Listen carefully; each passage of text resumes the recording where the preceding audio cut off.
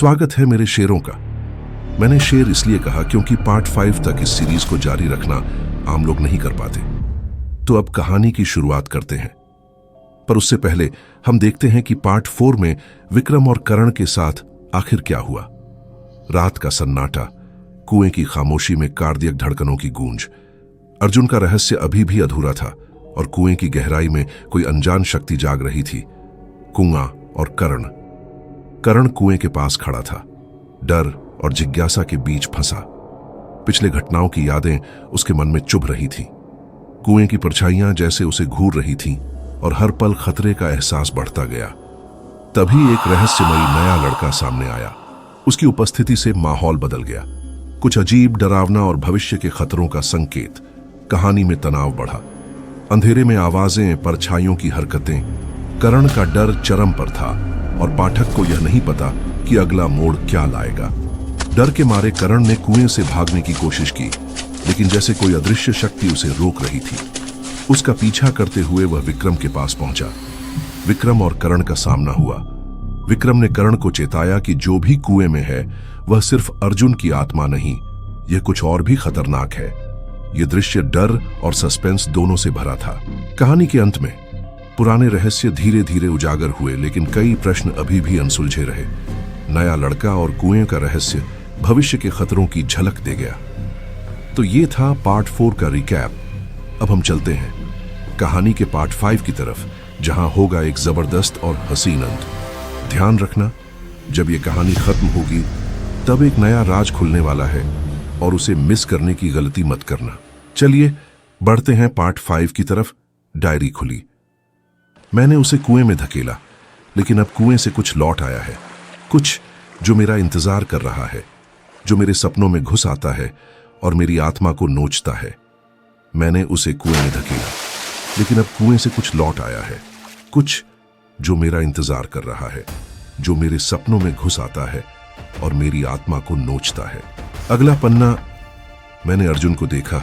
हाँ, वही लड़का। उसने मुझे देखा था उस रात।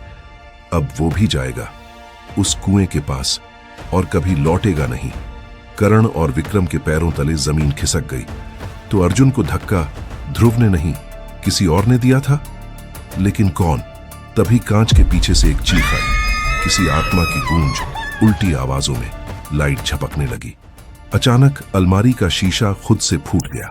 कांच के टुकड़े हवा में तैरने लगे, जैसे किसी ने उन्हें पकड़ा हो, लेकिन दिख नहीं रहा। वो दिखता नहीं, लेकिन यही है, हमारे बीच। विक्रम की आवाज कांप रही थी। तभी करण की पीठ पर किसी ने हाथ रखा। ठंडी बर्फ जैसी उंगलियां। वो पलटा, कोई नहीं था। बाहर दरवाजा खुद से खुला और सामने खड़ा था अर्जुन। लेकिन उसका चेहरा वो इंसान जैसा नहीं था। उसकी आंखें सीधी कुएं जैसी काली थीं, गहराई वाली, और चेहरा जैसे मांस गल रहा हो। करण ने डरते हुए पूछा, अर्जुन, तू जिंदा है? उसने सिर हिलाया नहीं, बस होंठ हिले। अब सिर्फ शरीर जिंदा है, आत्मा तो कुएं में ही है। फिर अचानक वो गायब हो गया। डर का असली चेहरा अब सामने आ रहा था।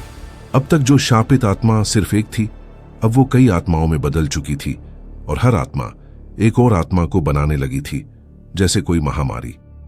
तभी विक्रम को वो सपना याद आया जिसमें किसी ने कहा था, अगर वो दरवाजा खुला तो सिर्फ आत्माएं नहीं, उनका राजा भी आएगा।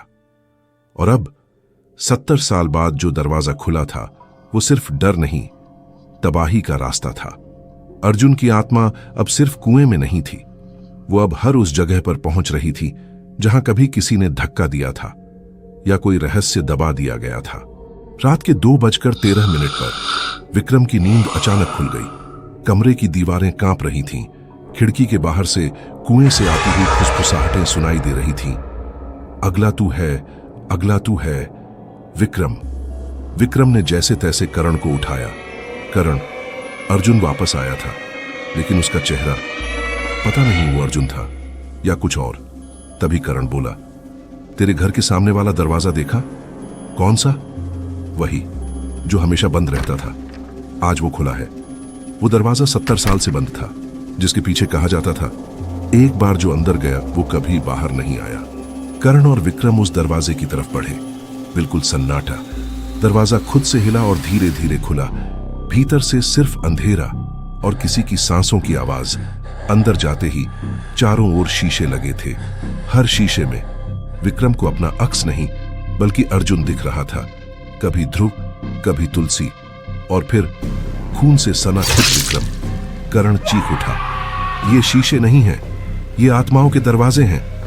अगर हम यहां ज्यादा देर रुके तो वापस नहीं जा पाएंगे। अचानक पीछे से दरवाजा बंद हो गया। कमरे में कोई और आ चुका था। धीरे धीरे जमीन से उठता एक अजीब शरीर जिसका चेहरा नहीं था, बस एक गहरा काला गड्ढा जिसमें चीखें गूंज रही थीं। मैं वो हूं जिसे किसी ने नाम नहीं दिया, लेकिन हर पाप में मेरी परछाई थी। तुम सबने कुएं में झांका, अब कुआं तुम में झांकेगा। सारे शीशे टूट गए। हर शीशे से एक नई आत्मा निकली और एक एक करके करण और विक्रम के चारों ओर मंडराने लगी। घड़ी की सुइयां उल्टी घूमने लगी। कमरे में हवा तेज हो गई और फिर किसी एक को अब जाना होगा। करण की आंखें पलटी। उसे अर्जुन की आवाज सुनाई दी, कुएं ने मुझे चुना था, अब वो तुझे बुला रहा है करण। और अगले पल करण गायब था। बस एक लाल रुमाल गिरा था जमीन पर जिस पर के लिखा था। अब सिर्फ विक्रम बचा है। लेकिन कहानी यहीं खत्म नहीं होती, क्योंकि कुएं का असली रहस्य अभी तक किसी ने नहीं जाना। और जो दरवाजा खुल चुका है वो अब बंद नहीं होगा। घड़ी 3 AM पर अटक गई थी। विक्रम, जो अब अकेला बचा था, धीरे धीरे उस कमरे से बाहर निकला। लेकिन उसके पीछे की जमीन पर कुछ लिखा गया, खून से, अब तू भी देखेगा। वो दरवाजा जो सब कुछ निगल जाता है। फ्लैशबैक 70 साल पहले। एक बच्चा कुएं के पास बैठा था जिसका नाम कोई नहीं जानता था। उसे गांव के लोग अवांछित कहते थे। उसके पास कोई नहीं था और एक रात गांव वालों ने उसे बलि की तरह कुएं में धकेल दिया। लेकिन वो मरा नहीं।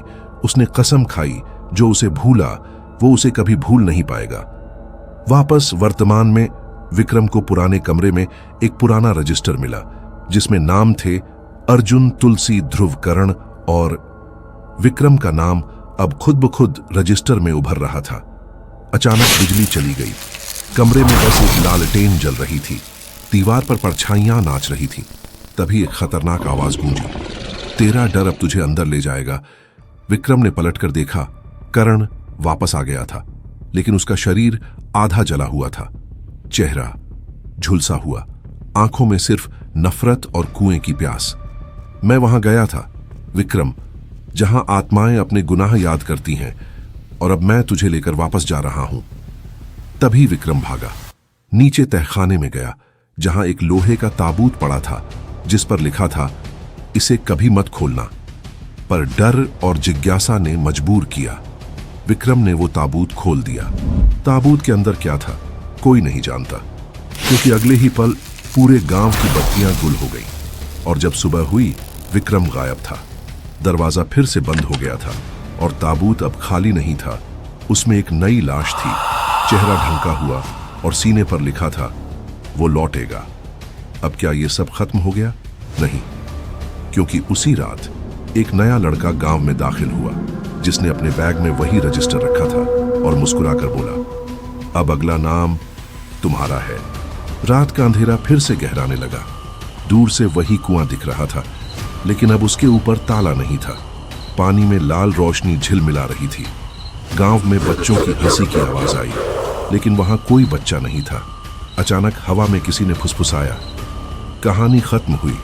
नहीं, ये तो बस शुरुआत है, जहां सैकड़ों आंखें चमक रही थीं और आखिरी लाइन उभरती है, अगर तुमने ये कहानी पढ़ी है तो अब तुम्हारा नाम भी रजिस्टर में लिख दिया गया है।